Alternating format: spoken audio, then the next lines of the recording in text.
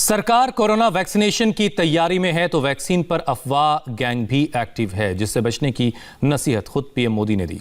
रजा academy ने WHO को खत लिखकर वैक्सीन में जेलेटिन पर सफाई मांगी है और मुसलमानों को फिलहाल वैक्सीन लगाने से परहेज करने के लिए कहा है। उन्होंने जवाब दिया बड़े इस्लामिक स्कॉलर मौलाना महमूद मदनी ने।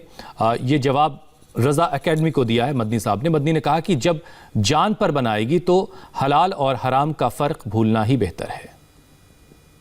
हमारे यहाँ इसी तरह से जो मुसलमानों में एक वो हो गया है कि उसमें सूअर की चर्बी मिलाई गई है, जेलेटिन है। तो जिस चीज़ में जेलेटिन होगा सूअर का, वो दवा वैक्सीन जो है वो इस्तेमाल करना हराम है।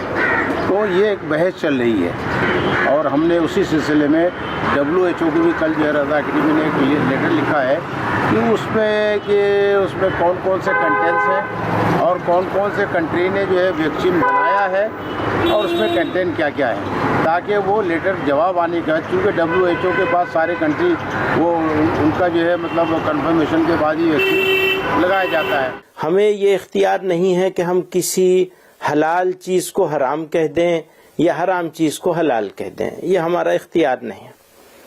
दूसरा एक ये पोजीशन है कि आदमी के, इंसान के लिए, इंसानियत के लिए, मानवता के लिए एक बड़ी चुनौती बनकर ये पिछले 8-9 महीनों से खड़ी है। ये चीज़, लाखों लोग मर गए।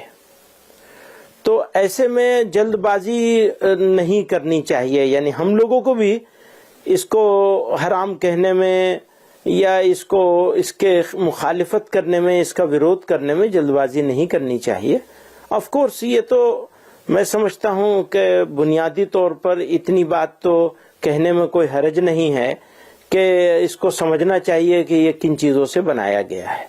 अगर बनाई जाने वाली कंपनियां, रिसर्च स्कॉलर, साइंटिस्ट ये यकीन दिला दें कि हाँ इसमें कोई ऐसी चीज़ नहीं है तो ये अच्छा ही होगा। हालांकि इसके बावजूद भी अगर ज़रूरी होगा तो इसी को इस्तेमाल करना पड़ेगा, ये भी है।